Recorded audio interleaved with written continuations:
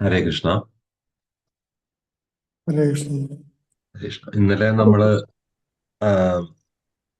40 തുടങ്ങി, അതായത് ചൈതന്യ ചരിതാമൃത ആദിലീല അധ്യായം 13 ശ്ലോകം 40 തുടങ്ങി 53 വരെയാണ് വായിച്ചത്.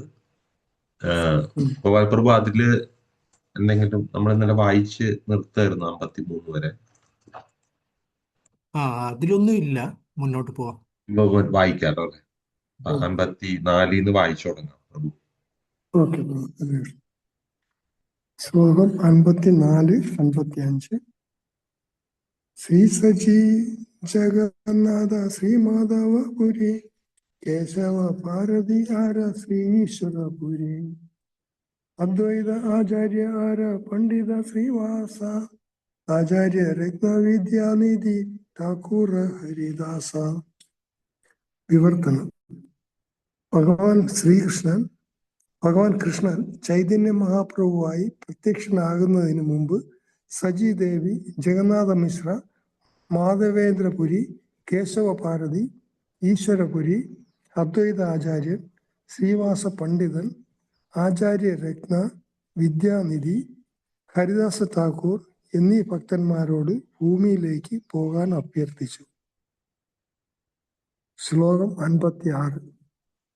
ശ്രീഘട്ട നിവാസി ശ്രീ ഉപേന്ദ്ര മിശ്ര നാമ വൈഷ്ണവ പണ്ഡിത ധനി സദ്ഗുണ പ്രധാന. വിവർത്തനം. ശ്രീഘട്ട ജില്ലാവാസിയായ ഉപേന്ദ്ര മിശ്രനും ഉണ്ടായിരുന്നു. അദ്ദേഹം ഒരു മഹാഭക്തനും പണ്ഡിതനും ധനികനും എല്ലാ സദ്ഗുണങ്ങളുടെയും സംഭരണിയുമായിരുന്നു.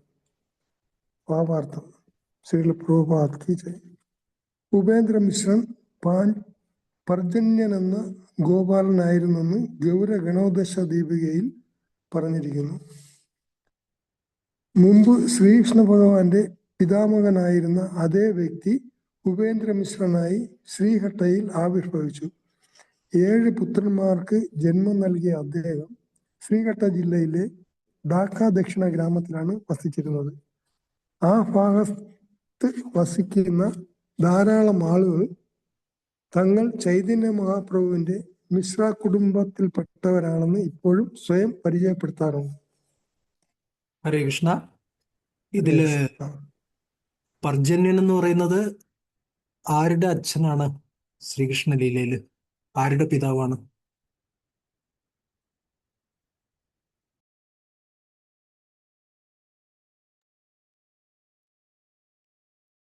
പർജന്യന്റെ പുത്രന്റെ പേരെന്താണ്? വിഷ്ണു സഹസ്രനാമത്തിൽ കേട്ടു. ആരാണ്? ഓക്കെ, പർജന്യ. അതൊക്കെ അത് ഭഗവാന്റെ ഒരു പേരായിട്ട് വരുന്നു. പക്ഷെ പർജന്യ എന്ന് പറഞ്ഞാല് പർജന്യൻ എന്ന് പറഞ്ഞ വ്യക്തിയുടെ പുത്രന്മാരാരൊക്കെയായിരുന്നു?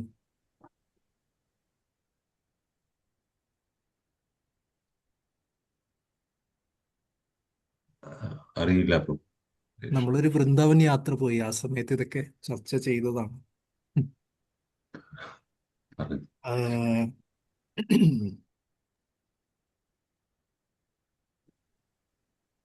ആർക്കെങ്കിലും ഓർമ്മയുണ്ടോ? 10 പോയിന്റ് കിട്ടും. എന്തെങ്കിലും ക്ലൂ ഹരേ ഉണ്ടോ? കൃഷ്ണ. ഉം. പ്രഭു ആ നന്ദൻ അങ്ങനെ ഉള്ളവരാണ്. മാതാജി പറഞ്ഞു തന്നെയാണ് ആൻസർ. മനസ്സിലായോ? നന്ദഗോപരുടെ അച്ഛന്. നന്ദഗോപുരം മാത്രമല്ല, അവർക്ക് 5 സഹോദരങ്ങളായിരുന്നു അല്ലെ? അതെ. അതില് അതെ, നന്ദ എന്താണ് ആദ്യം? ആദ്യ ഉപനന്ദ, ഉപനന്ദ, നന്ദ, ആ, മഹാനന്ദ, മഹാ. നന്ദന, എന്തോ 5 പേരുണ്ട്.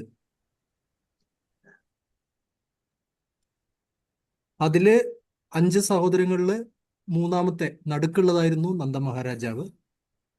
ഇവരുടെയൊക്കെ അച്ഛന്റെ പേരാണ് പർജന്യൻ. അപ്പൊ അതേപോലെ തന്നെ ഇവിടെ ജഗന്നാഥ് മിശ്രയുടെ പിതാവ് ഉപേന്ദ്ര മിശ്ര, അദ്ദേഹം പർജന്യന്റെ അവതാരമാണെന്ന് ഗൗരഗണോദ്ദേശ ദീപികയിൽ പറയുന്നു. അപ്പൊ അതിനർത്ഥം എന്താണ്?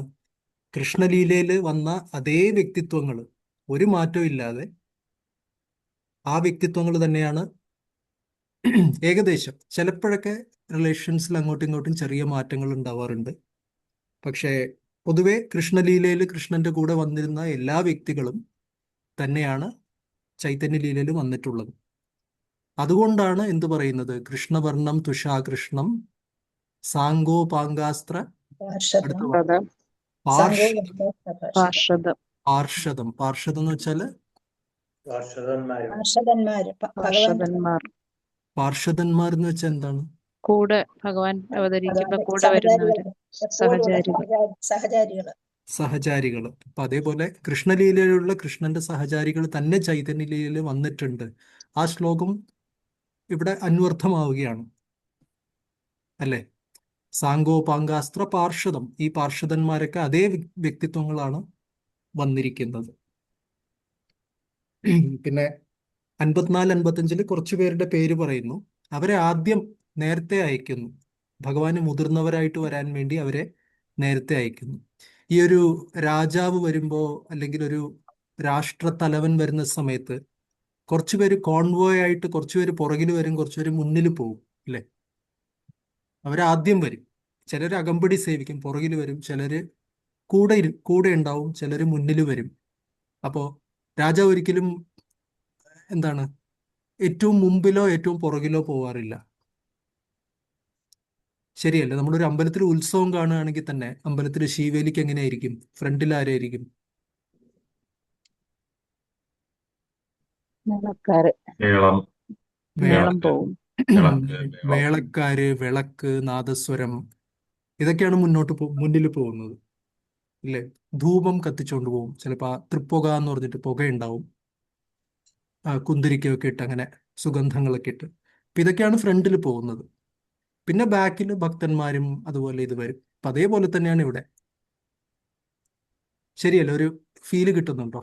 ആദ്യം കുറച്ച് ഭക്തന്മാർ ആദ്യം പോയി ഒരു രംഗമൊരുക്കും, അതിനുശേഷം ഭഗവാൻ വരുന്നു. പിന്നെ ഭഗവാന് ശേഷവും നമ്മൾ കണ്ടു, ചൈതന്യ മഹാപ്രഭുവിന് ശേഷം ഗോസ്വാമിമാരും, അതുപോലെ വീരഭദ്ര ഗോസ്വാമി, വീരചന്ദ്ര ഗോസ്വാമിയെ കുറിച്ച് നമ്മൾ കേട്ടു. നരോത്തം ദാസ് ഠാക്കൂർ, ശ്യാമാനന്ദ പണ്ഡിറ്റ്, ശ്രീനിവാസാചാര്യ, ഇവരൊക്കെ ചൈതന്യ മഹാപ്രഭുവിന് ശേഷം വന്നവരാണ്.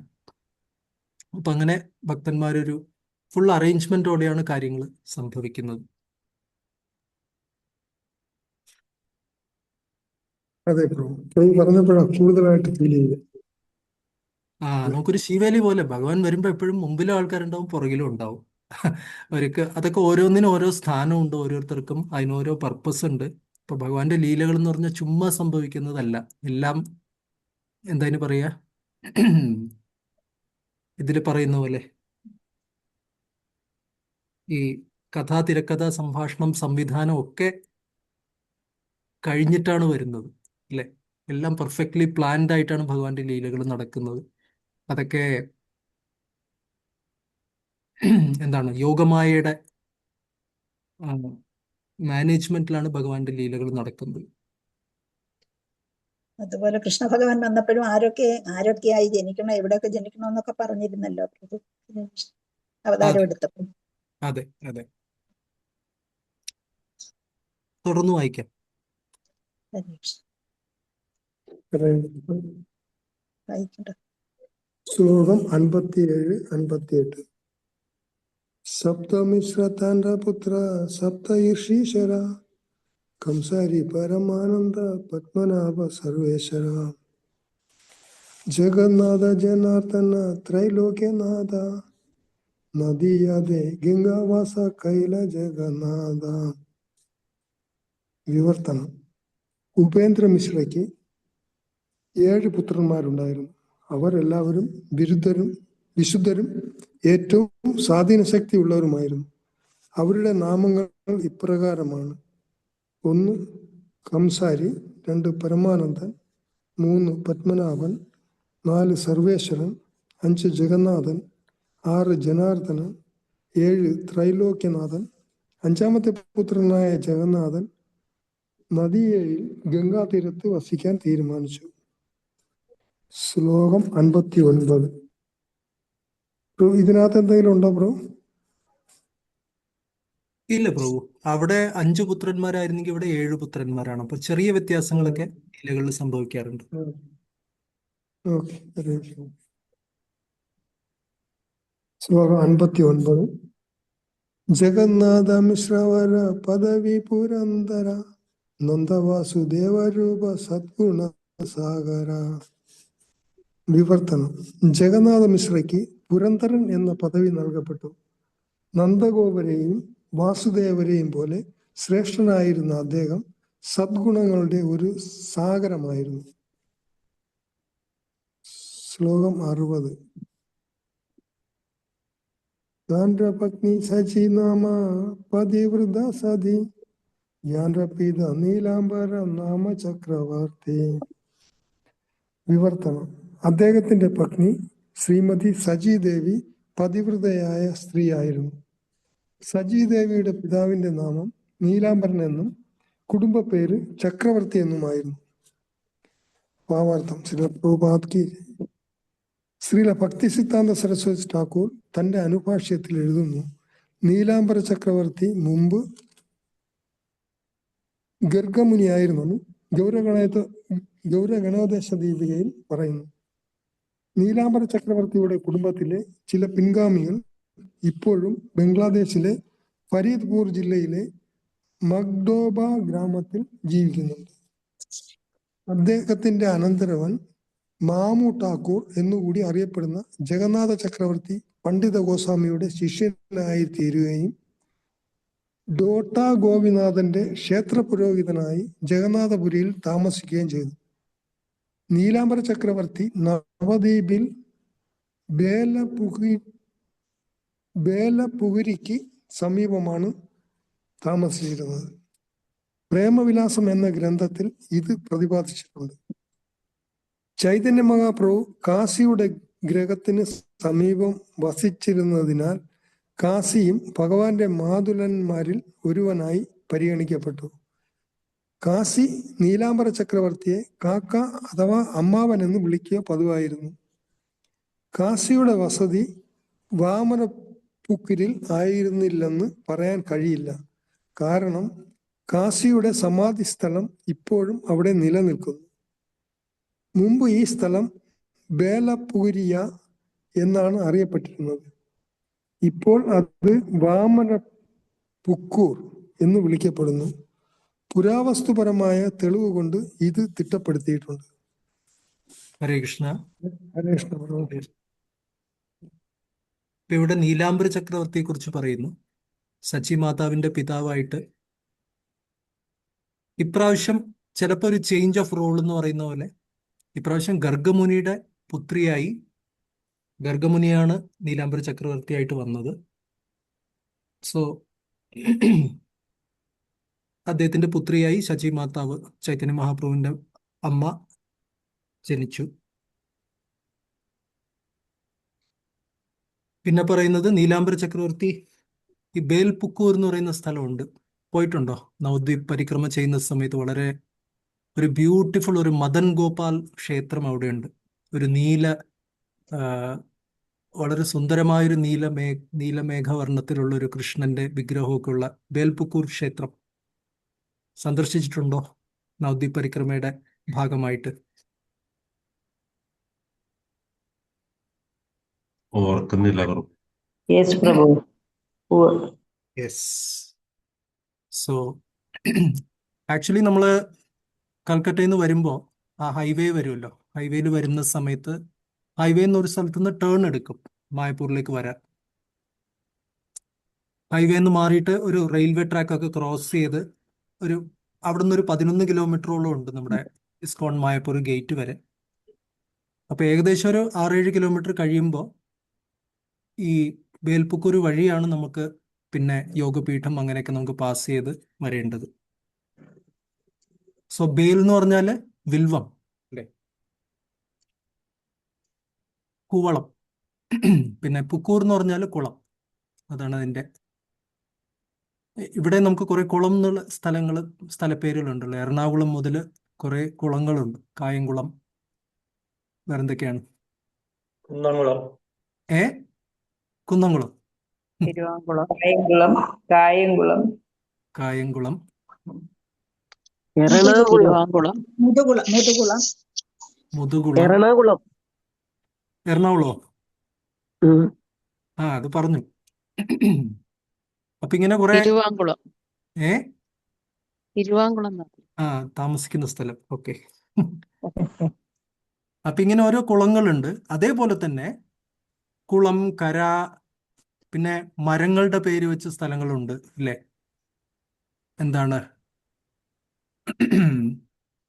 കാഞ്ഞിരംകുളം. കാഞ്ഞിരം കുളം. അത് കുളവും മരവും കൂടിയായി. മാങ്കാവ്. ഏ മാങ്കാവ്. കാഞ്ഞിരമറ്റം ഉണ്ടല്ലോ. കാഞ്ഞിരമറ്റം ഉണ്ട്. എന്താ പറഞ്ഞേ ഡോക്ടർ മാതാജി? മാങ്കാവ്. മാങ്കാവ്. മാവന്റെ കാവ്.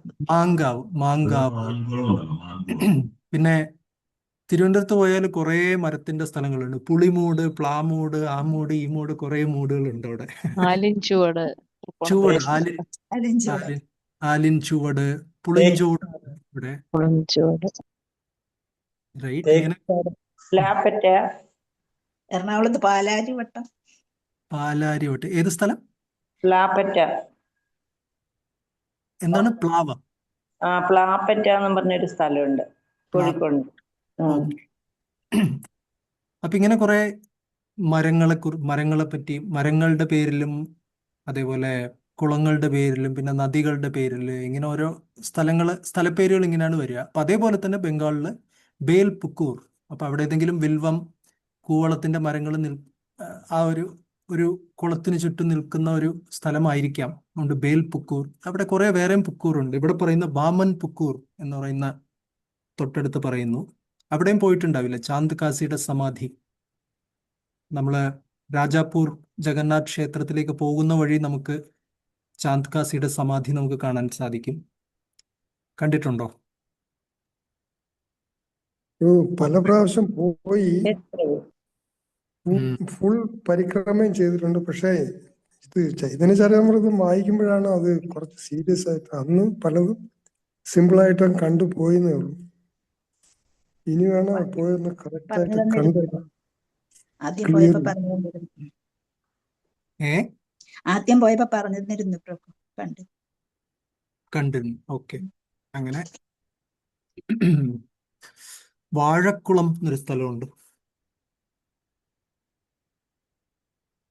പ്രശസ്തമായ സ്ഥലം പാല.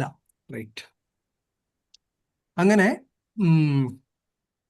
അപ്പൊ ഈ സ്ഥലങ്ങളൊക്കെ ഉണ്ട്. നമുക്ക് അടുത്ത ശ്ലോകത്തിലേക്ക് പോവാം. ശ്ലോകം 61 വായിക്കുന്നവരാണ്. വായിക്കട്ടോ പ്രഭു? ഹരേ കൃഷ്ണ. വായിച്ചോളൂ. ഹരേ കൃഷ്ണ. ശ്ലോകം 61. രാഠദേശേ ജന്മീല ഠാക്കുറ നിത്യാനന്ദ ഗംഗാദാസ പണ്ഡിത ഗുപ്ത മുരാരി മുകുന്ദ. വിവർത്തനം. ശ്രീല പ്രഭുപാദ് കി ജയ്. ബംഗാളിലെ രാഠദേശത്തെ ഗംഗാനദി ഇല്ലാത്ത ഭാഗം നിത്യാനന്ദ പ്രഭുവും ഗംഗാദാസ പണ്ഡിതനും മുരാരിഗുപ്തനും മുകുന്ദനും ജന്മമെടുത്തു. ഭാവാർത്ഥം. ശ്രീല പ്രഭുപാദ് കി ജയ്. ഇവിടെ രാഠദേശം വർദ്ധമാൻ നഗരത്തിന് സമീപത്തുള്ള ബീർഭൂം ജില്ലയിലെ ഏകചക്ര എന്ന ഗ്രാമത്തെ പരാമർശിക്കുന്നു. വർദ്ധമാൻ റെയിൽവേ സ്റ്റേഷൻ കഴിഞ്ഞാൽ കിഴക്കൻ റെയിൽവേയുടെ ലൂപ്പ് ലൈൻ എന്ന് വിളിക്കപ്പെടുന്ന മറ്റൊരു ശാഖാപാതയുണ്ട്. അവിടെ മല്ലാരപുരം എന്നൊരു റെയിൽവേ സ്റ്റേഷനുമുണ്ട്. ഈ സ്റ്റേഷനിൽ നിന്ന് 8 മൈൽ കിഴക്കായി ഏകചക്ര ഗ്രാമം ഇപ്പോഴും സ്ഥിതി ചെയ്യുന്നു. വീരചന്ദ്രപുരം, വീരഭദ്രപുരം എന്നീ ഗ്രാമങ്ങളും ഏകചക്ര ഗ്രാമപരിധിക്കുള്ളിലാണ് സ്ഥിതി ചെയ്യുന്നത്. വീരഭദ്ര ഗോസ്വാമിയോടുള്ള ബഹുമാനാർത്ഥം ഈ സ്ഥലങ്ങൾ വീരചന്ദ്രപുരം എന്നും വീരഭദ്രപുരമെന്നും പുകഴ്കൊണ്ടിരിക്കുന്നു.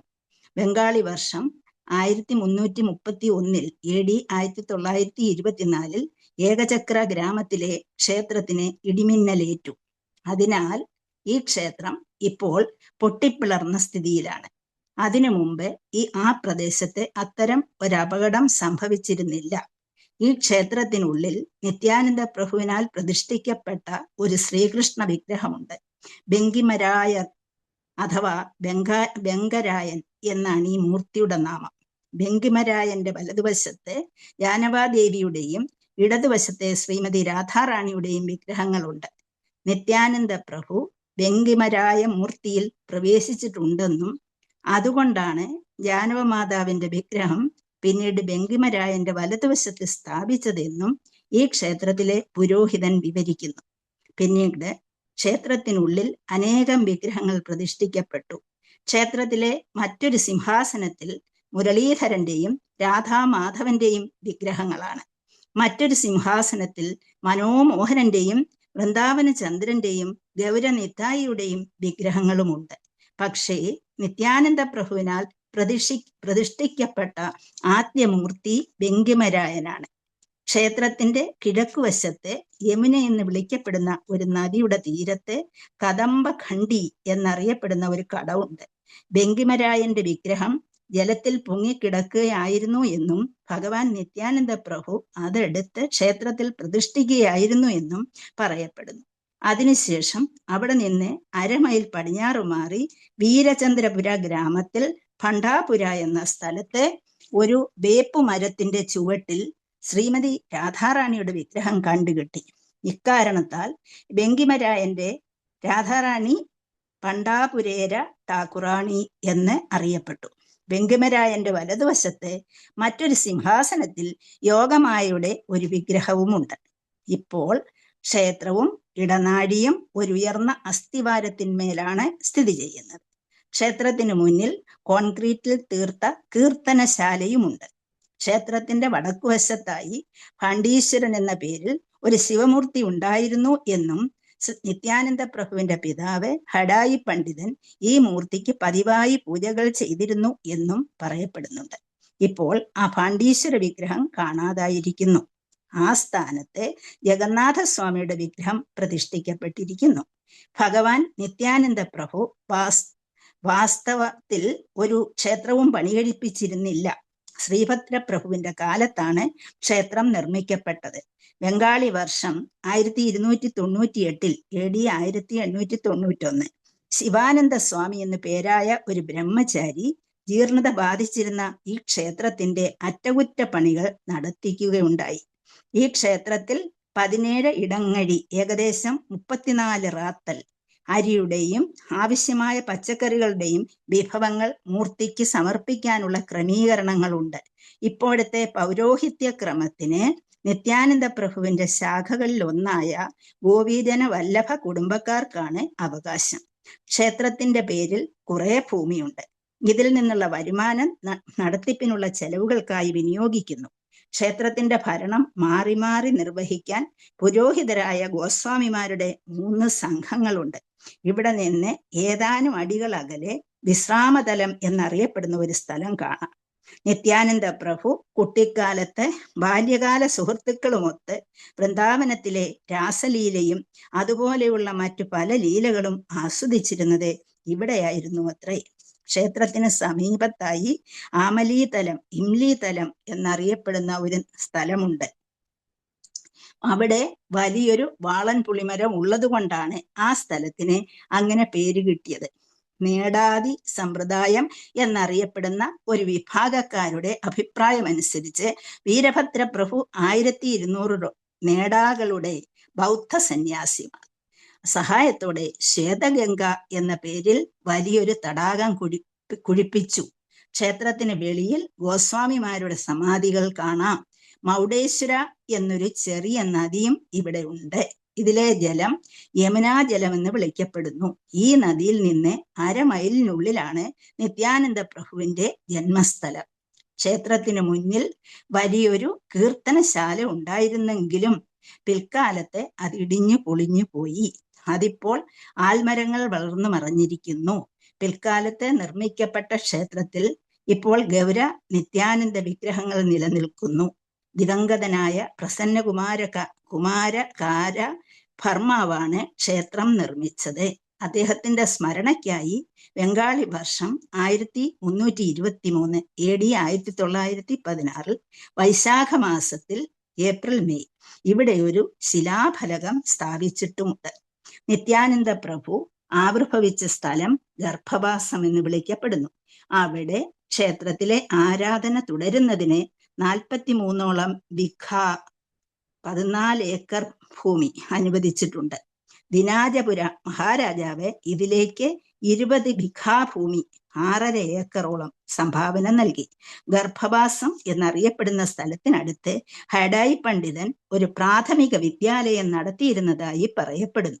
ഈ സ്ഥലത്തെ പുരോഹിതന്മാരുടെ വംശാവലി പട്ടിക താഴെ കൊടുക്കുന്നു.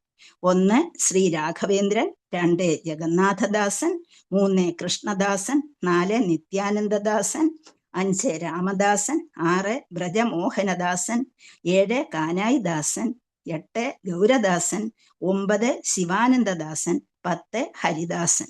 വൃന്ദാവനത്തിലെ ചിടിയാകുഞ്ചത്തിലായിരുന്നു കൃഷ്ണദാസൻ. കൃഷ്ണ ജന്മാഷ്ടമിക്കായിരുന്നു അദ്ദേഹത്തിന്റെ തിരോധാനം. ചിടിയാകുഞ്ചം ഇപ്പോൾ വൃന്ദാവനത്തിലെ ശൃംഗാരഘട്ടയിലെ ഗോസ്വാമിമാരുടെ നിയന്ത്രണത്തിലാണ്. കൃഷ്ണദാസനുമായുള്ള അവരുടെ ബന്ധത്തിന്റെ അടിസ്ഥാനത്തിൽ അവരും നിത്യാനന്ദ കുടുംബത്തിൽപ്പെട്ടവരെന്നറിയപ്പെടുന്നു. ഗർഭവാസത്തിനടുത്ത് നിത്യാനന്ദ പ്രഭു കുട്ടിക്കാലത്ത് സുഹൃത്തുക്കളായ ബാലകന്മാരുമൊത്ത് ഝാല ഛപേഡ എന്ന കളിയിൽ ഏർപ്പെട്ടിരുന്നു. ബകുലതലം എന്ന് വിളിക്കപ്പെടുന്ന ഒരു സ്ഥലമുണ്ട്. അവിടെ എല്ലാ ശാഖകളും ഉപശാഖകളും സർപ്പങ്ങളുടെ ഫണങ്ങൾ പോലെ തോന്നിച്ചിരുന്ന വിചിത്രമായ ഒരു ബകുല വൃക്ഷം ഉണ്ടായിരുന്നു. നിത്യാനന്ദ പ്രഭുവിന്റെ നിർദ്ദേശപ്രകാരം അനന്തദേവൻ സ്വയം ആ വിധത്തിൽ പ്രത്യക്ഷപ്പെട്ടതായിരുന്നത്രേ. വൃക്ഷം വളരെ പ്രായമുള്ളതാണ്. അതിന് ആദ്യം 2 തായ്തടികൾ ഉണ്ടായിരുന്നു എന്നും പിന്നീട് നിത്യാനന്ദ പ്രഭുവിന്റെ കളിക്കൂട്ടുകാർക്ക് അതിന്റെ ഒരു തായ്തടിയുടെ ശിഖരങ്ങളിൽ നിന്ന് മറ്റേ തായ്തടിയുടെ ശിഖരങ്ങളിലേക്ക് ചാടുന്നത് അസൗകര്യമായതിനാൽ നിത്യാനന്ദ പ്രഭു തന്റെ കാരുണ്യത്താൽ 2 തായ്തടികളെയും ലയിപ്പിച്ച് ഒന്നാക്കിയതാണെന്നും പറയപ്പെടുന്നു. അടുത്തുള്ള സ്ഥലം ഹാണ്ടുഗഡ ആണ്. നിത്യാനന്ദ പ്രഭു എല്ലാ വിശുദ്ധ സ്ഥലങ്ങളെയും അവിടേക്ക് കൊണ്ടുവന്നതായി പറയപ്പെടുന്നു. അതുകൊണ്ട് ചുറ്റിനുമുള്ള ഗ്രാമങ്ങളിലെ ജനങ്ങൾക്ക് ഗംഗയിൽ സ്നാനം ചെയ്യാൻ പോകുന്നതിന് പകരം അവിടേക്ക് പോയാൽ മതിയായിരുന്നു. ശ്രീല നിത്യാനന്ദ പ്രഭു അവിലും തൈരും ചേർന്ന പ്രസാദം വിതരണം ചെയ്ത ദധിചിട ഉത്സവം പതിവായി അവിടെ വെച്ച് നടത്തിയിരുന്നതിനാലാണ് അത്രേ ആ സ്ഥലത്തിന് ഹാണ്ടുഗഡ എന്ന പേര് വന്നത്. അവിടുന്ന് ആ പ്രസാദം മുട്ടിന്മേൽ നിന്നുകൊണ്ട് ഭുജിക്കുമായിരുന്നു എന്നും പറയപ്പെടുന്നു.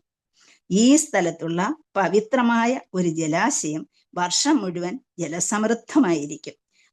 ഗോഷ്ഠാഷ്ടമിക്കും നിത്യാനന്ദ പ്രഭുവിന്റെ ജന്മദിനത്തിനും അവിടെ 2 വലിയ ഉത്സവങ്ങൾ കൊണ്ടാടപ്പെടാറുണ്ട്. ഹലായുധനും ബലദേവനും വിശ്വരൂപനും സംഘർഷണനും നിത്യാനന്ദ അവധൂതനായി ആവിർഭവിച്ചതായി ഗൗരഗണോദ്ദേശ ദീപികയിൽ 58-63 വരെ വിവരിച്ചിരിക്കുന്നു.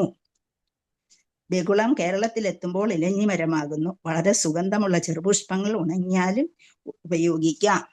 ഹരേ കൃഷ്ണ പ്രഭു വല്ലതും പറയാണ്ട്? ഹരേ കൃഷ്ണ. ഹരേ കൃഷ്ണ. സോ ഏകചക്ര ഒന്ന് 10 മിനിറ്റില് മാതാജിയുടെ വായനയിലൂടെ പോയി തിരിച്ചെത്തിയ ഒരു അനുഭവം ഉണ്ട് അല്ലേ? ആരൊക്കെ പോയിട്ടില്ല ഏകചക്ര? പോയിട്ടില്ല ബ്രോ. ഇല്ല. ഓക്കെ. വേറെ ആരും പോകാത്തത്? പോയില്ല പോയിട്ടില്ല പ്രഭു. പോയിട്ടില്ല. നരോത്തം പ്രഭു പോയിട്ടില്ല. വേറെ ആരാണ് പോകാത്തത്? ഞാൻ പോയിട്ടില്ല പ്രഭു. ഞാൻ പോയിട്ടില്ല പ്രഭു. ഓക്കെ. പോയിട്ടില്ല പ്രഭു. ഇന്ദ്രനാഥ് പ്രഭു. പിന്നാരാണ് ആരൊക്കെ ഉണ്ട്? പോയവര് ഏകചക്രധാം നിത്യാനന്ദധാം പോയിട്ടുണ്ട് പ്രഭുജി. ഹരേ കൃഷ്ണ. ഓക്കെ. പോയവര് കുറവാന്ന് തോന്നുന്നു അല്ലേ? ന്യൂനപക്ഷമാണ് പോയവര്. വാസ്തവത്തിൽ തീർച്ചയായിട്ടും അത്ര അത്ഭുതകരമായ ഒരു സ്ഥലമാണ് നിത്യാനന്ദ പ്രഭുവിന്റെ ജന്മസ്ഥാനം. ഇപ്പൊ അവിടെ ഒരു വലിയ ടെമ്പിൾ വരുന്നുണ്ട്. മായാപൂർ ചന്ദ്രോദയ മന്ദിർ പോലെ തന്നെ അവിടെ എന്താണ് പേര്? നിത്യാനന്ദ ചന്ദ്രോദയ എന്നുള്ള എന്താ അതിന്റെ കറക്റ്റ് പേര് മറന്നുപോയി. അതും ചന്ദ്രോദയ എന്നുള്ള രീതിയിലാണ് വരുന്നത്. പേര് പെട്ടെന്ന് ഓർമ്മ വരുന്നില്ല. സോ കുറെ വർഷമായല്ലോ പ്രഭു. ഈ കൊറോണയ്ക്കൊക്കെ മുൻപ് സ്റ്റാർട്ട് ചെയ്ത വർക്കാ. അന്നൊക്കെ പോയതാണ്. അന്നാണ് പോയത്. അപ്പോൾ വീണ്ടും ഒരിക്കൽ അറിയില്ല, നമ്മുടെ ഈ ചൈതന്യ ചരിതാമൃതം വായന അതൊരു യാത്രയിൽ പരിണമിക്കട്ടെ എന്ന് പോകണം പ്രാർത്ഥിക്കുന്നു. ബ്രോ, പോകണം. സോ ശരിക്കും ഏകചക്രം നമ്മൾ രാവിലെ പോയിട്ട് വേഗം തിരിച്ചു വരും. പക്ഷെ വാസ്തവത്തിൽ അവിടെ താമസിക്കേണ്ട ഒരു സ്ഥലമാണ്. ഒരു ദിവസമെങ്കിലും, ഒരു രാത്രിയെങ്കിലും നമ്മൾ ഏകചക്രയിൽ താമസിക്കണം. വളരെ ഒരു ആ, ശാന്തമായ വളരെ ശാന്തമായ ഒരു സ്ഥലമാണ്. ഇപ്പോൾ ഗവർണിത്തായുടെ ബ്യൂട്ടിഫുൾ ഡീറ്റെയിൽസ് ഉണ്ട്. പക്ഷെ ഇപ്പോൾ ഗസ്റ്റ് ഹൗസ് ഒക്കെ പണിതെല്ലാം കഴിഞ്ഞിട്ടുണ്ടാവും എന്ന് പ്രതീക്ഷിക്കും. ഞാൻ പോയിട്ട് കുറേ വർഷങ്ങളായി. ടെമ്പിൾ പണ്ടേ ഉണ്ടായിരുന്നു, പക്ഷേ ഇപ്പോൾ ഗസ്റ്റ് ഹൗസും അതുപോലെ എല്ലാ ഫെസിലിറ്റീസും ആയിട്ടുണ്ടാവണം. പിന്നെ ഈ പറയുന്ന സ്ഥലങ്ങളൊക്കെ, ഒരുപാട് സ്ഥലങ്ങൾ അവിടെ ഉണ്ട്. പറയുന്നത് എന്താണ് ഇവിടെ? ഗർഭവാസ നിത്യാനന്ദ പ്രഭുവിന്റെ ജന്മസ്ഥാനം അവിടെ ഉണ്ട്. പിന്നെ ബങ്കിമരായ വിഗ്രഹം, ബങ്കിമരായ് ക്ഷേത്രമുണ്ട്. അവിടെയാണ് നിത്യാനന്ദ പ്രഭു. ആ ക്ഷേത്രത്തിലാണ് ചൈതന്യ മഹാപ്രഭു എവിടെയാണ് ഡിസപ്പിയർ ആയത്? പുരിയിലാണ്. പുരിയില് ജഗന്നാഥ് ജഗന്നാഥ് ജഗന്നാഥ് പുരിയിൽ എവിടെ? വിഗ്രഹത്തില് ജഗന്നാഥ് ജഗന്നാഥ വിഗ്രഹത്തില് ക്ഷേത്രത്തില് വിഗ്രഹത്തില് ജഗന്നാഥ് ജഗന്നാഥന്റെ വിഗ്രഹത്തിലെ ബ്രാഞ്ച്. അതായത് പറയുന്ന അനുസരിച്ച് 5 സ്ഥലങ്ങളാന്ന് തോന്നുന്നു. 5 സ്ഥലത്ത് സൈമൾട്ടേനിയസ്ലി ഒരേ സമയം 5 സ്ഥലങ്ങളിൽ ചൈതന്യ മഹാപ്രഭു പ്രത്യക്ഷപ്പെട്ട് അപ്രത്യക്ഷനായി കണ്ടു എന്നാണ് പറയാറ്. ഒന്ന് ജഗന്നാഥ് സ്വാമി, ജഗന്നാഥ് ക്ഷേത്രം, വേറൊന്ന് തോട്ടാ ഗോപിനാഥ്, മറ്റൊന്ന് എനിക്ക് തോന്നുന്നു കടലിലല്ലേ? കടലില്. കടലാന്ന് തോന്നണം പ്രഭു. കടല് കടല്, അതെ. മഹോദധി. അങ്ങനെ പിന്നെ 2 സ്ഥലങ്ങളുണ്ട്. അപ്പൊ ഇത്രയും സ്ഥലത്ത് മഹാപ്രഭു ഒരേ സമയം പ്രത്യക്ഷനായി, അതേസമയം ലീലകൾ അവസാനിപ്പിച്ചു എന്നാണ് പറയുന്നത്. നിത്യാനന്ദ പ്രഭുവിന്റെ ഡിസപ്പിയറൻസ് ഇവിടെ പറയുന്നത് ബങ്കിമരായ് എന്ന് പറയുന്ന ആ വിഗ്രഹത്തിലേക്ക്. നിത്യാനന്ദ പ്രഭുവിന് ഒരു സഹോദരൻ ഉണ്ടായിരുന്നു. ചൈതന്യ മഹാപ്രഭുവിന് ഒരു മൂത്ത സഹോദരൻ ഉണ്ടായിരുന്നല്ലോ. ആരാണ്? വിശ്വരൂപ. വിശ്വരൂപൻ.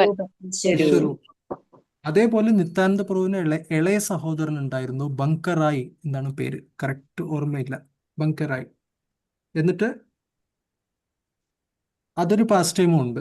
ബങ്കിംറായ് വിഗ്രഹം ആയിട്ട് ബന്ധപ്പെട്ട ഒരു പാസ് ടൈം, കറക്റ്റ് ഓർമ്മയില്ല. ഒരു പുസ്തകം അവിടെ ഉണ്ട്, അത് വായിക്കണം.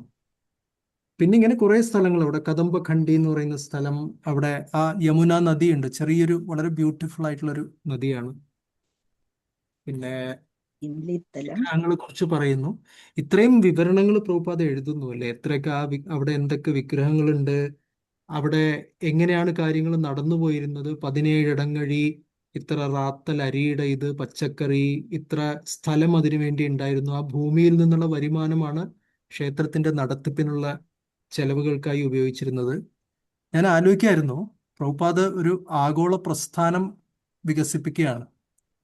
1965 മുതൽ 77 വരെ, ഈ ഒരു 12 വർഷ കാലഘട്ടത്തിൽ അത്രയും എന്താണ് അത്രയും ആക്ടിവിറ്റി ഉണ്ട്. ആ സമയത്ത് ലോകം മുഴുവൻ ചുറ്റിക്കറങ്ങിയ ഒരു പ്രസ്ഥാനം വളർത്തിയെടുക്കുകയാണ് പ്രഭുപാദ്. പക്ഷെ ആ സമയത്ത് രാത്രി 10 മുതൽ 12 വരെ കൃത്യം 2 മണിക്കൂർ മാത്രം വിശ്രമിച്ചിട്ട് രാത്രി 12 മണിക്ക് എഴുന്നേറ്റ് രാവിലെ മോർണിംഗ് വാക്ക് വരെ, ഏകദേശം മംഗളാരത്തിക്ക് പ്രഭുപാദ് ചിലപ്പോൾ വരുമായിരുന്നു, ചിലപ്പോൾ പ്രഭുപാദ് ട്രാൻസ്ലേഷൻ കണ്ടിന്യൂ ചെയ്യുമായിരുന്നു. അതായിരുന്നു പ്രഭുപാദിന്റെ പതിവ്. സോ അങ്ങനെ ഈ രാത്രിയിൽ ഇരുന്നിട്ട് പ്രഭുപാദ് ഇതുപോലെ ചെറിയ ചെറിയ ചെറിയ വിശദാംശങ്ങൾ എഴുതാനും പ്രഭുപാദ് എന്താ പറയുക, മടി കാണിക്കാതെ അതിൻ്റെ ഒരു ഡീറ്റെയിൽസ് ഒന്നും കുറയ്ക്കാതെ രാത്രി ഇരുന്നത് എഴുതിയിട്ടുണ്ട്. അതൊന്നും നമ്മൾ ഇടയ്ക്കിടയ്ക്ക് ആലോചിക്കണം ഈ കാര്യങ്ങൾ അല്ലേ. എങ്ങനെ ഇത്ര എഴുതിയത്? ഒരു പുരോഹിതന്മാരുടെ വംശാവലി പട്ടിക, ഇതൊക്കെ പൂർവാചാര്യന്മാരുടെ ഗ്രന്ഥങ്ങൾ നോക്കി ഇതെല്ലാം എഴുതി വെച്ച് തരുന്നു പ്രഭുപാദ് നമുക്ക് വേണ്ടി. ഒരു അത്ഭുതമാണ് അല്ലേ. പല ശ്ലോകങ്ങളും കോട്ട് ചെയ്തിട്ടുണ്ട്. പല ശ്ലോകങ്ങളും കോട്ട് ചെയ്യുന്നു. അതുപോലെ അവിടെ ഈ മരം ഉണ്ടായിരുന്നു, ആ മരത്തിന്റെ താഴെ ഇത് നടന്നു, അത് നടന്നു. ഇത്രയും ക്ഷമയോടെ പ്രഭുപാദ് ഇരുന്ന് എഴുതുന്നു. പ്രഭുപാദിന്റെ പ്രഭുപാദിനെ എത്ര പുകഴ്ത്തിയാലും പോരാ. അതോ ഇല്ല ഉറക്കം പ്രഭുപാദ് 2 മണി.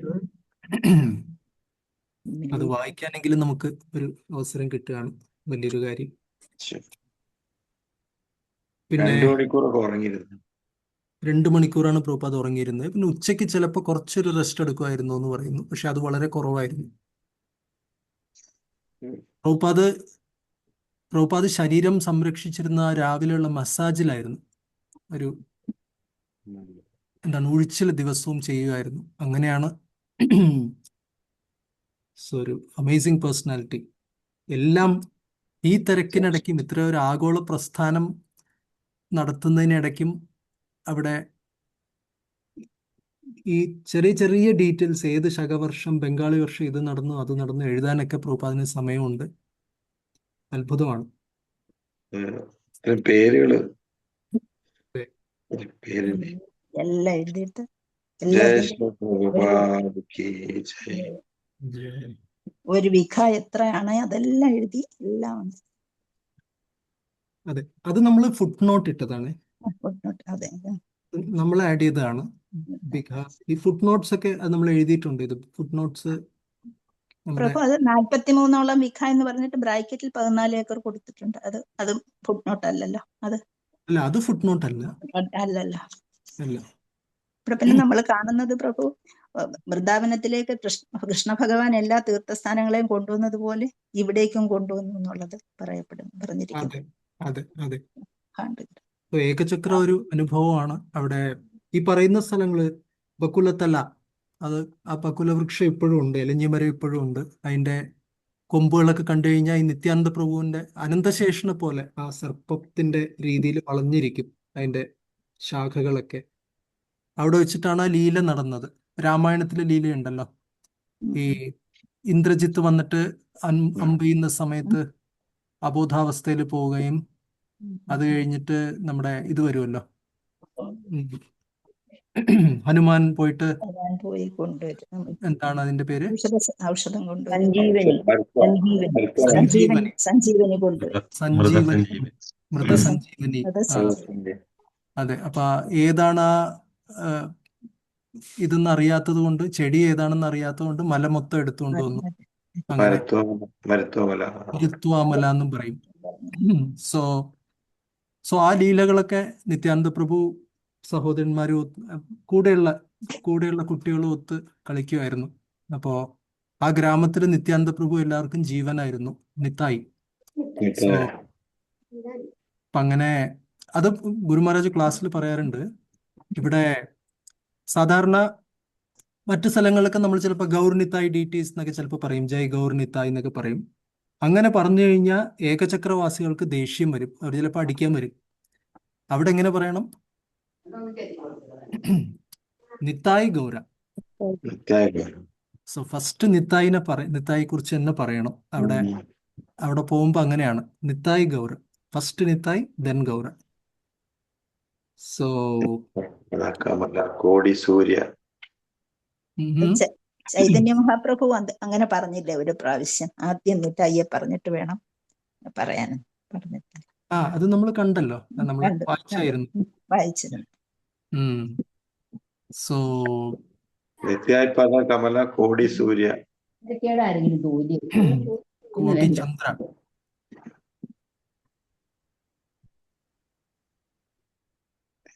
കോടി ചന്ദ്ര സുശീതള. ഈ സ്ഥലങ്ങളൊക്കെ ഉണ്ട്. ബക്കുലത്തല ഉണ്ട്, ഹാൺടുഗഡ എന്ന് പറയുന്ന സ്ഥലം ഇപ്പോഴും നമുക്ക് ആ കുളം പോയാൽ കാണാൻ സാധിക്കും. ഇതിൽ പറയാത്ത ചില സ്ഥലങ്ങളുണ്ട്. ജഗന്നാഥ് സ്വാമിയുടെ ക്ഷേത്രം പറഞ്ഞിട്ടുണ്ടായിരുന്നു, പ്രഭുപാദയിൽ പറയുന്നുണ്ട്. ജഗന്നാഥ് ബലദേവ് സുഭദ്ര ദേവി അവിടെ ഉണ്ട്. ഹഡായി പണ്ഡിറ്റിന് അച്ഛന് പുരിയിൽ പോണെന്ന് പറഞ്ഞ സമയത്ത്, അദ്ദേഹം പുരിയിലേക്ക് പുറപ്പെടുന്ന സമയത്ത് നിത്യാനന്ദ പ്രഭു ഭഗവാൻ ഇങ്ങോട്ട് വിളിക്കും. ജഗന്നാഥ് ഇങ്ങോട്ട് വാ എന്ന് പറയുമ്പോഴേക്കും ചേട്ടൻ വിളിക്കുകയാണ്. അതുകൊണ്ട് ഇളയ സഹോദരന് വരാതിരിക്കാൻ വയ്യ. അങ്ങനെ ജഗന്നാഥ് വന്ന് അവിടെ വെച്ച് തന്നെ ദർശനം കാണിച്ച ജഗന്നാഥ് ബലദേവ് സുഭദ്ര വിഗ്രഹങ്ങളുണ്ട്. ആ ബലദേവിനെ കാണാൻ പോയപ്പോൾ ബലദേവിന്റെ സ്ഥാനത്ത് നിത്തായി ഇരിക്കുന്നത് ഹഡായി പണ്ഡിറ്റ് കാണുന്നു. സോ ഒരു നിമിഷം പകച്ചുപോയി. ആരാണത്? പിന്നെയാണ് ആ ബലദേവന്റെ സ്ഥാനത്ത് നിത്തായിരിക്കുന്നു എന്ന് കണ്ട സമയത്ത് അദ്ദേഹത്തിന് അങ്ങനൊരു അനുഭൂതി ഉണ്ടായി. ആ ക്ഷേത്രമുണ്ട്. പിന്നെ കുണ്ടലീതല എന്ന് പറഞ്ഞൊരു ക്ഷേത്രമുണ്ട്. കേട്ടിട്ടുണ്ടോ? കുണ്ടലീതല ലീല. അതൊരു നീണ്ട ലീലയാണ്. ഇല്ല, കേട്ടിട്ടില്ല. കുണ്ടലീതലയെ കുറിച്ച് ഹിസ് ഓണേഴ്സ് ഗൗർ ഗോവിന്ദ് മഹാരാജ് ഒരു പ്രാവശ്യം പറഞ്ഞു. നമുക്ക് ശ്ലോകം മുന്നോട്ട് വായിക്കണോ കഥ കേൾക്കണോ?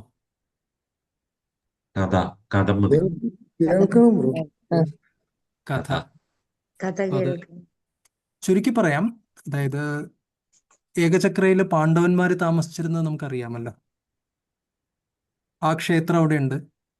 പഞ്ചപാണ്ഡവന്മാരും അതെ ബ്രോ. അതെ. അതെ, ഒരു പഞ്ചപാണ്ഡവന്മാർ. ഒരു ഒരു ഉം. വയൽപ്പാടത്തിന് നടുക്കായിട്ട് എന്താണ്? നെൽപ്പാടമാണെന്ന് തോന്നുന്നു. ഒരു പാടത്തിന് നടുക്കായിട്ടാണ് അത് കെട്ടിയേക്കുന്നത് തോന്നുന്നു യെസ്, പാണ്ഡവന്മാർ. അതെ അതെ. ഒരു വയലിന്റെ വരമ്പിലൂടെ നടന്നു പോകണം. അതെ. അപ്പൊ അവിടെയാണ് ഈ പാണ്ഡവന്മാര് താമസിച്ച സ്ഥലമുണ്ട്. അപ്പോൾ വനവാസ കാലത്ത് അന്ന് രാജകീയ വേഷങ്ങളൊന്നും ഇല്ലാതെ ഈ ബ്രാഹ്മണരുടെ വേഷത്തില് അവര് ഭിക്ഷയ്ക്ക് പോവും. അപ്പൊ അന്നത്തെ കുന്തിദേവി വീട്ടിലായിരിക്കും. പഞ്ചപാണ്ഡവന്മാര് സാധാരണ അവരുടെ അറേഞ്ച്മെന്റ് എന്തായിരുന്നു എന്ന് വെച്ചാല് 4 സഹോദരന്മാര് ഭിക്ഷയ്ക്ക് പോകും ഓരോ ദിവസവും. ഒരാള് അമ്മയുടെ കൂടെ, കുന്തിദേവിയുടെ കൂടെ സംരക്ഷണത്തിന് വേണ്ടി ഇരിക്കും. അങ്ങനെയായിരുന്നു അന്നത്തെ ഇത്. പിന്നെ അവര് ടേൺ ബൈ ടേൺ ഒരു ടൈം ടേബിൾ ഇട്ടിട്ട് ഓരോരുത്തർ മാറി മാറി പോവും. ഇപ്പൊ ചില ദിവസം അർജുനൻ നിൽക്കും, ചില ദിവസം യുധിഷ്ഠിരൻ, ഭീമൻ മാറി മാറി അമ്മയുടെ കൂടെ നിൽക്കും. മറ്റുള്ളവര് ഭിക്ഷയ്ക്ക് പോവും. ആൻഡ് ഇവര് ഒരു വീട്ടില് ഒരു വാടക വീട് പോലെ ഒരു സ്ഥലത്ത് വാടകയ്ക്കാണ് താമസിച്ചിരുന്നത്. അല്ലെങ്കിൽ വാടകയ്ക്കോ ഓർ ലൈക്ക് എന്താണ് പറയുക, അവരുടെ കാരുണ്യത്തിലാണ് താമസിച്ചിരുന്നത്. ആ സമയത്ത് കുന്തിദേവി ദിവസവും കൊളുത്തുന്ന വിളക്ക് അവിടെയുണ്ട്. ഇപ്പോഴും ആ ദ്വാപരയുഗത്തിലുള്ള വിളക്ക് നമുക്ക് കാണാൻ സാധിക്കും. സോ അങ്ങനെ ഇരിക്കുന്ന സമയത്ത് ആണ് ആ ഗ്രാമത്തിൽ നമുക്കറിയാമ കഥ, ബകാസുരൻ എന്ന് പറഞ്ഞൊരു മാൻ ഈറ്റർ, ഒരു അത് കേട്ടു. എന്താണ് നരഭോജി, ഒരു അസുരൻ അവിടെ ഉണ്ടായിരുന്നു. കൃഷ്ണലീലയിലെ വൃന്ദാവനത്തിലുള്ള ബകാസുരൻ അല്ല, ഇത് മറ്റൊരു ബകാസുരൻ, റൈറ്റ്? സോ ആ ബകാസുരൻ ആദ്യം ആ ഗ്രാമത്തിലുള്ള എല്ലാവരെയും നിഷ്കരുണം വധിച്ച് കൊന്നു തിന്നുമായിരുന്നു. അച്ചാറിലിട്ട് ഉപ്പിലിട്ട് വെച്ച് തിന്നും, അങ്ങനെ കൂടെ പറയാറുണ്ട് മഹാഭാരതത്തിൽ. സോ അങ്ങനെ എല്ലാവരും ഈ ഗ്രാമത്തിന് തന്നെ ദോഷം വരുന്നത് കൊണ്ട്, ഏകചക്ര ഗ്രാമത്തിന് ദോഷം വരുന്നത് കൊണ്ട്, അതിനു മുൻപ് ഒരു കാര്യം പറയാനുണ്ട്. ഈ ഏകചക്ര എന്ന് പേര് വന്നത് എങ്ങനെയാണെന്നറിയാമോ? ഭഗവാന്റെ ആണോ ഒരു ചക്രം വന്ന് വീണ സ്ഥലമാണ്? അതെ. അതായത് മഹാഭാരത പിന്നീടാണ് ആ പേര് വന്നത്. മഹാഭാരത യുദ്ധ സമയത്ത് ഈ ഭഗവാൻ ആയുധം എടുക്കില്ല എന്ന് പറഞ്ഞു ഭീഷ്മരുടെ. പക്ഷെ ഭീഷ്മര് ഭഗവാൻ ആയുധം എടുപ്പിച്ചു. ആ ചിത്രം നമ്മൾ കണ്ടിട്ടുണ്ടല്ലോ. ഒരു രഥത്തിന്റെ പൊട്ടിയ ചക്രം എടുത്ത് ആ ചക്രം വെച്ച് ഭീഷ്മരെ വധിക്കാൻ വേണ്ടി ശ്രമിക്കും, ഇല്ലേ? ഭഗവാൻ അങ്ങനെ മുന്നോട്ട് വരും. ആ ചിത്രം നമ്മൾ കണ്ടിട്ടുണ്ട്. അർജുനൻ ഭഗവാന്റെ പ്രതിജ്ഞ ഓർമ്മപ്പെടുത്തിക്കൊണ്ട് അങ്ങയുടെ പേരിന് ഓടിപ്പോ ദോഷം വരരുത് എന്ന് പറഞ്ഞിട്ട് ദയവ് ചെയ്ത് ഇത് ചെയ്യരുത്. ഭഗവാൻ ഓടുന്നു. പക്ഷേ അർജുനൻ എന്ത് ചെയ്യുന്നു? ഭഗവാന്റെ പാദത്തിൽ ഇങ്ങനെ പിടിച്ച് ഭഗവാനെ പിന്തിരിപ്പിക്കാൻ ശ്രമിക്കുന്നു. പക്ഷെ ഭഗവാൻ അർജുനനെയും വലിച്ചുകൊണ്ട് ഭഗവാൻ വലിച്ചഴച്ചുകൊണ്ട് ഭഗവാൻ മുന്നോട്ട് പോവുകയാണ്. ഭീഷ്മർക്ക് കണ്ടപ്പോൾ ഭയങ്കര ഹാപ്പി. ഭീഷ്മർ സന്തോഷം ഇത് കണ്ട സമയത്ത് അദ്ദേഹം ആഗ്രഹിച്ചിരുന്ന രീതിയിൽ ഭഗവാൻ വരുന്നു. സോ അതുകൊണ്ട് നമ്മള് വിഷ്ണു സഹസ്രനാമത്തിലെ ലാസ്റ്റ് ശ്ലോകം നോക്കിയാൽ ഓർമ്മയുണ്ടോ? ലാസ്റ്റ് വിഷ്ണു സഹസ്രനാമത്തിന്റെ ലാസ്റ്റ് ശ്ലോകം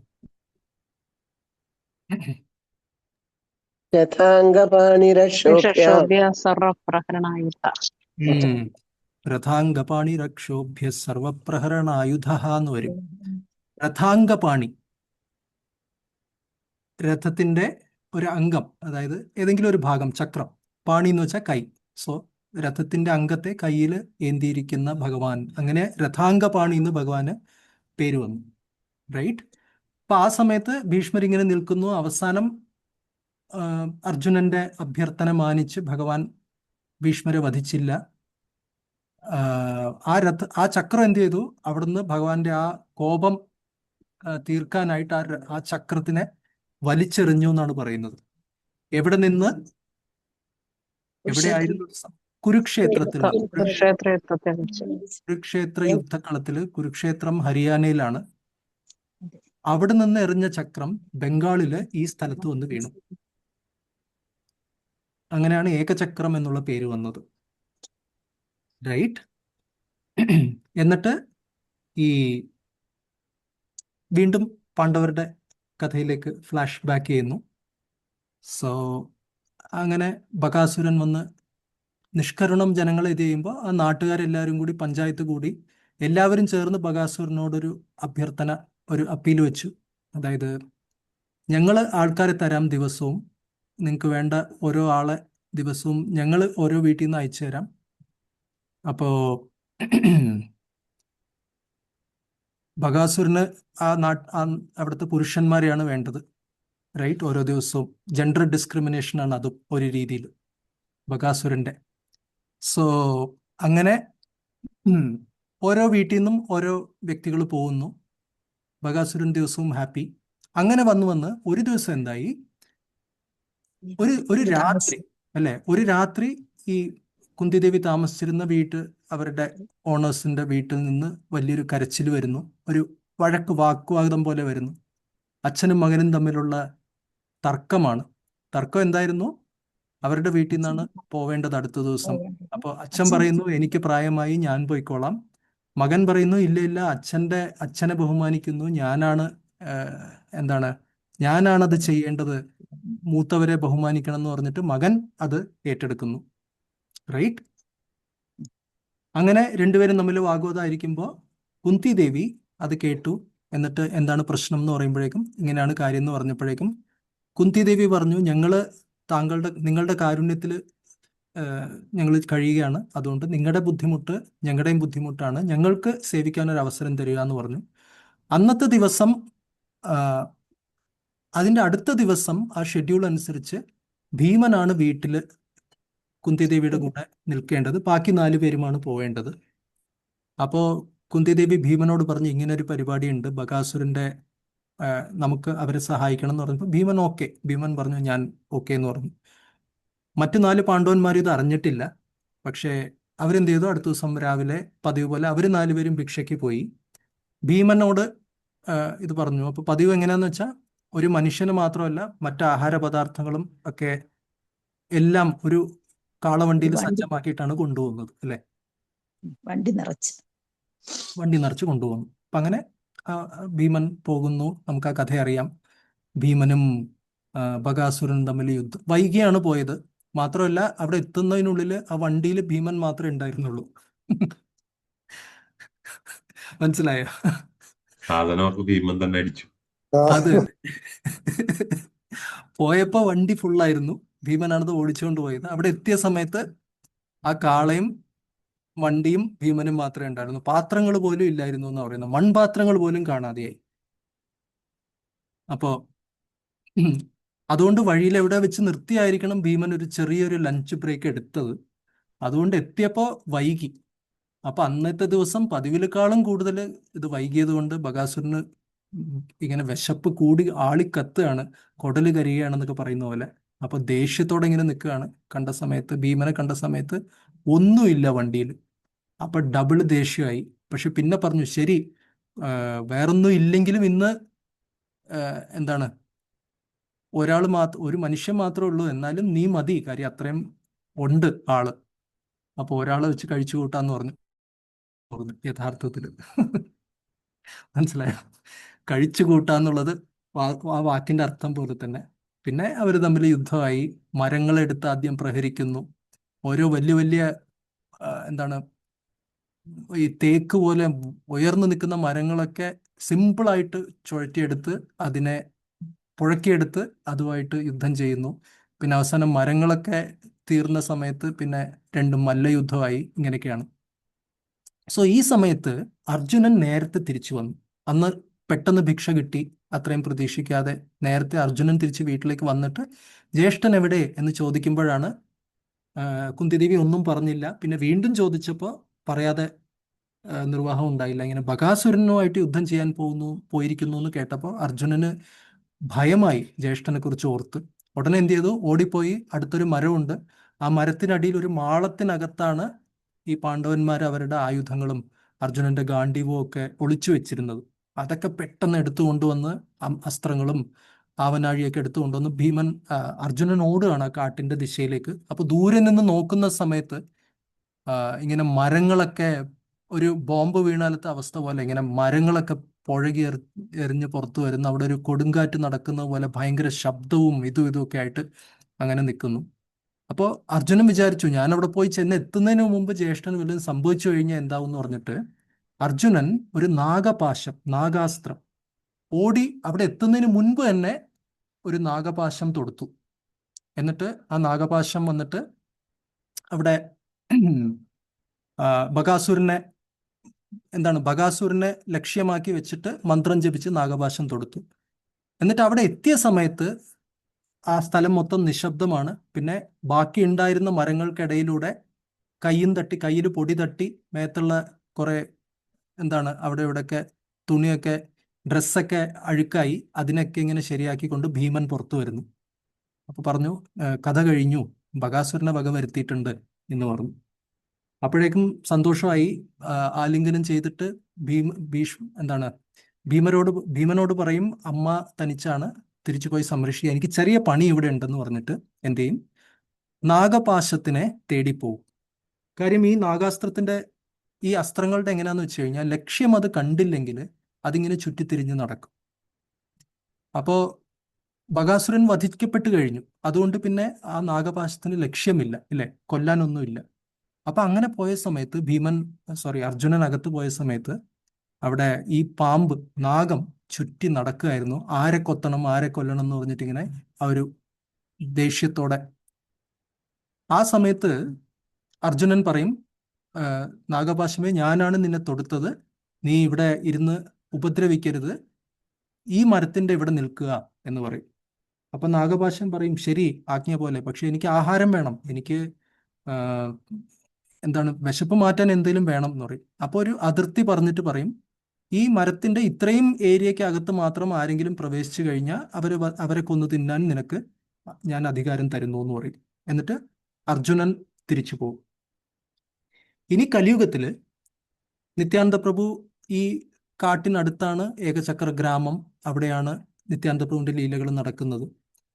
സോ ഇങ്ങനെ കുട്ടികൾ ഒരു പ്രാവശ്യം നിത്യാനന്ദ പ്രഭുവും കൂട്ടുകാരും കൂടെ കുറച്ചങ്ങോട്ട് മാറി ഈ കാട്ടിന്റെ പ്രദേശത്തേക്ക് പോകാൻ പോയപ്പോൾ നാട്ടുകാരൊക്കെ പറഞ്ഞു അയ്യോ അവിടേക്ക് പോകരുത്, അവിടെ ഒരു നാഗമുണ്ട്, ഒരു ഭയങ്കരമായിട്ടുള്ളൊരു നാഗമുണ്ട്, അത് കണ്ടു കഴിഞ്ഞാൽ ആൾക്കാരെ വിടില്ല. കുറെ പേര് ഇത് കാരണം നമ്മുടെ നാട്ടുകാർക്കും കുറെ പേര് മരണപ്പെട്ടിട്ടുണ്ട്, കുറെ പേരുടെ കാഴ്ചശക്തി എന്നേക്കുമായി നഷ്ടപ്പെട്ടിട്ടുണ്ട്, എന്തൊക്കെയോ സംഭവിച്ചിട്ടുണ്ട്, പോവരുത് എന്ന് പറയും. നിത്യാനന്ദ പ്രഭുവിനോട് പാമ്പുണ്ട് പോവരുത് എന്ന് പറഞ്ഞു കഴിഞ്ഞാൽ നിത്യാനന്ദ പ്രഭു എന്ത് ചെയ്യും? ഡബിൾ ശക്തിയോടെ അങ്ങോട്ട് പോകും. അപ്പൊ പറയും എന്നാ കണ്ടിട്ട് എന്നെ കാര്യം എന്ന് പറഞ്ഞിട്ട് നിത്യാനന്ദ പ്രഭു കൂട്ടുകാരോടൊത്ത് വാ എന്ന് പറഞ്ഞിട്ട് പോയി. അവിടെ പോയ സമയത്ത് ഫുഷ് എന്ന് പറഞ്ഞിട്ട് പത്തി വിടർത്തിക്കൊണ്ട് ഈ നാഗം നിത്യാനന്ദ പ്രഭുവിനെ ആക്രമിക്കാൻ വേണ്ടി വരും. അപ്പൊ അടുത്ത് വന്നപ്പോഴേക്കും നിത്യാനന്ദ പ്രഭു ശബ്ദിക്കും, എന്നിട്ട് പറയും ശബ്ദിക്കും. അപ്പൊ പാമ്പ് ഒന്ന് പുറകോട്ട് പോയിട്ട് പിന്നെ പാമ്പിന് ദിവ്യദൃഷ്ടി കിട്ടും. നിത്യാനന്ദ പ്രഭുവിനെ ആരായിട്ട് കാണും? അനന്തശേഷനായിട്ട്. അപ്പോ ഇത്രയും ലോകത്തിന് പ്രപഞ്ചങ്ങളെ മുഴുവൻ തൻ്റെ ഫണങ്ങളിൽ വഹിക്കുന്ന അനന്തശേഷന്റെ ദർശനം ഈ പാമ്പിന് കിട്ടിയപ്പോൾ അത് നമ്മുടെ ബോസിന്റെ ബോസാണ്, സുപ്രീം പേഴ്സണാലിറ്റി ആണെന്ന് അറിഞ്ഞപ്പോൾ ആ നാഗം അങ്ങനെ കീഴടങ്ങും. എന്നിട്ട് പറയും എന്തിനാണ് നീ എൻ്റെ ആൾക്കാരെ, എൻ്റെ ഗ്രാമജനങ്ങളെ ദ്രോഹിക്കുന്നതെന്ന് പറഞ്ഞപ്പോൾ ഈ കഥ ഈ നാഗം നിത്യാനന്ദ പ്രഭുവിനോട് പറയും. അപ്പൊ നിത്യാനന്ദ പ്രഭു പറയും ശരി, ഓക്കെ, പക്ഷെ ഇന്നു മുതൽ എൻ്റെ ജനങ്ങളാണിത്, എൻ്റെ ഭക്തന്മാരാണ്, അവരെ ആക്രമിക്കാൻ നിനക്ക് അധികാരമില്ല എന്ന് പറഞ്ഞിട്ട് പറയും. ഈ മരത്തിന്റെ അവിടെ തന്നെ മരത്തിനകത്തൊരു മാളം ആഹാരത്തിനകത്ത് നീ നിൽക്കണം എന്ന് പറയും. അപ്പൊ എനിക്കെങ്ങനെ ആഹാരത്തിന് വക കിട്ടും എന്ന് പറഞ്ഞപ്പോൾ പറയും ഇത് ഭാവിയിൽ വലിയൊരു തീർത്ഥസ്ഥാനമാവും. ആ, നാമസങ്കീർത്തനം ലോകം മുഴുവൻ പ്രചരിച്ച് എൻ്റെ ഭക്തന്മാർ ലോകത്തിൻ്റെ നാനാഭാഗത്ത് നിന്നും ഈ പ്രദേശങ്ങളിലേക്ക് വരും, ഇവിടുത്തെ ക്ഷേത്രത്തിൽ ദർശനം നടത്തും. അപ്പൊ അവര് പാമ്പിന് പാല് കൊടുക്കുമല്ലോ, എന്താ പറയുക, 100 പാലെന്ന് എന്തോ പറയും, അങ്ങനെ അത് കൊടുക്കും. അതിന് ആ നിവേദ്യം അവർ കൊണ്ടുതരും. അതുകൊണ്ട് ഇതിൽ നിന്ന് പുറത്തിറങ്ങാതെ തന്നെ നിനക്കുള്ള ആഹാരം കിട്ടും എന്ന് പറഞ്ഞിട്ട് പറയുമ്പോഴേക്കും നിത്യാനന്ദ പ്രഭുവിന്റെ ഓർഡർ ആണൊന്നും ചെയ്യാൻ പറ്റില്ല. മാളത്തിനകത്ത് പോയി അവിടെ താമസമാക്കും. എന്നിട്ട് ആ മാളത്തിന്റെ വായ അടയ്ക്കാൻ വേണ്ടിയിട്ട് നിത്യാനന്ദ പ്രഭു സ്വന്തം കമ്മലെടുക്കും, റൈറ്റ്, കുണ്ടലം എടുത്തിട്ട് അത് വെച്ച് ഇതിനെ കവർ ചെയ്യും. അതുകൊണ്ട് ആ സ്ഥലത്തിന് പേര് കുണ്ടലീതലം എന്നും പേരുണ്ട്. അന്നു മുതൽ നിത്യാനന്ദ പ്രഭുവിന് ഒരു കുണ്ടലമേ ഉള്ളൂ. അതുകൊണ്ട് നിത്യാനന്ദ പ്രഭുവിന് ഏകകുണ്ടലി എന്നൊരു പേരും ആ ലീലയ്ക്ക് ശേഷം വന്നു. നാച്ചുറലായിട്ട് ചോദിക്കാൻ, നമ്മൾ ഗൗർനിതായി എന്താണ് ഡ്രസ്സ് ചെയ്യുമ്പോൾ നമ്മൾ 2 കുണ്ടലും ഇടാറുണ്ടല്ലോ എന്ന് ചോദിക്കാറുണ്ട്. അതിനുത്തരം എനിക്ക് അറിയില്ല എന്ന് ഞാൻ മുൻകൂർ ജാമ്യം ആദ്യം എടുക്കുന്നു. പക്ഷേ ഇതൊരു ലീല ഇസോൺലസ് ഗൗർ ഗോവിന്ദ് മഹാരാജിന്റെ നിന്ന് ഒരു ബുക്കിൽ നിന്ന് വായിക്കാൻ ഒരു അവസരം വർഷങ്ങൾക്ക് മുമ്പ് ഉണ്ടായി. ഇത്രയൊരു നല്ലൊരു ലീലയാണ്. ഹരേ കൃഷ്ണ. ഹരേ കൃഷ്ണ. പ്രഭു ഹരി ഹരി. ബകാസുരന് കീചകൻ എന്ന് പേരുണ്ടോ? ഏ ബകാസുരന് കീചകൻ എന്ന് പേരുണ്ടോ? ഇല്ലില്ല, കീചകൻ വേറെ. കീചകൻ അല്ല, ചത്തത് കീചകനെങ്കിൽ കൊന്നത് ഭീമൻ തന്നെ എന്ന് അങ്ങനെ പറഞ്ഞു കേട്ടിട്ടുണ്ട്. അതൊരു ചൊല്ലുണ്ടങ്ങനെ. അത് വേറെ അല്ലേ? അത് വേറെ കീചകൻ അത് വിരാട രാജ്യത്ത് നടക്കണല്ലേ? നടക്കുന്നത്. അറിയാം. അത് അജ്ഞാതവാസ സമയത്ത്. അജ്ഞാതവാസത്തിൽ വിരാട രാജ്യത്ത് നടക്കണത്. ആ, ശരി ശരി. നിർത്തിയാലോ നമുക്ക്? ആ, ഹരേ കൃഷ്ണ. പഞ്ചാകൽപതരൂപശ്ച കൃപാ സിന്ധുഭ്യേവ ച പതിതാനാം പാവനേഭ്യോ അനന്തകോടി വൈഷ്ണവ ഭക്തവൃന്ദ की जय श्रील प्रभुपाद देव की जय। जय गुरु परमानंदे। हरि हरि।